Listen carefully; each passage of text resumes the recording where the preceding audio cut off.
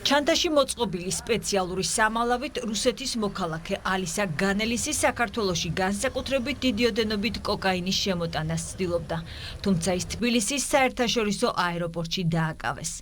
შინაგან საქმეთა სამინისტროს თანამშრომლების მიერ ჩატარებულია კიდევ ერთი წარმატებული საპოლიციო ღონისძიება, რის შედეგადაც აღკვეთილია საქართველოში განსაკუთრებით დიდი ოდენობით ნარკოტიკული ნივთიერება კოკაინის შემოტანა. სამართალდამცველებმა ბრალდებული ოპერატიული ინფორმაციის საფუძველზე გაჩხრიკეს. პოლიციამ კილო და 200 გრამი კოკაინი ამოიღო. მისი ღირებულება ეგრეთ წოდებულ შავ ბაზარზე $1,000,000 ლარზე მეტია. ამოღებულია განსაკუთრებით დიდი ოდენობით ნარკოტიკული ნივთიერება კოკაინი, რომლის ღირებულებაც შავ ბაზარზე $1,000,000 ლარზე მეტს წარმოადგენს. შინაგან საქმეთა სამინისტრო უკომპრომისო ბრძოლას აგრძელებს ნარკოდანაშაულის წინააღმდეგ. ყველა ნარკოდანაშაული უმკაცრესად იქნება დასჯილი. პროკურატურის შუამდგომლობის საფუძველზე ბრალდებულს აღკვეთის ღონისძიების სახით პატიმრობა უკვე შეეფარდა. მას გამოძიება განსაკუთრებით დიდი ოდენობით ნარკოტიკული საშუალების უკანონო შეძენა შენახვას და საქართველოში შემოტანას ედავება.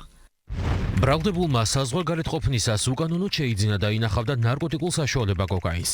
დაკავებულს ბრალდება წარედგინა, რაც სასჯელის სახედ და ზომად 20 წლამდე უვადო თავისუფლების აღკვეთას ითვალისწინებს. შინაგან საქმეთა სამინისტროს სტატისტიკის მიხედვით 2025 წლის პირველ 6 თვეში რეგისტრირებული 3919 ნარკოდანაშაულიდან 96% უკვე გახსნილია.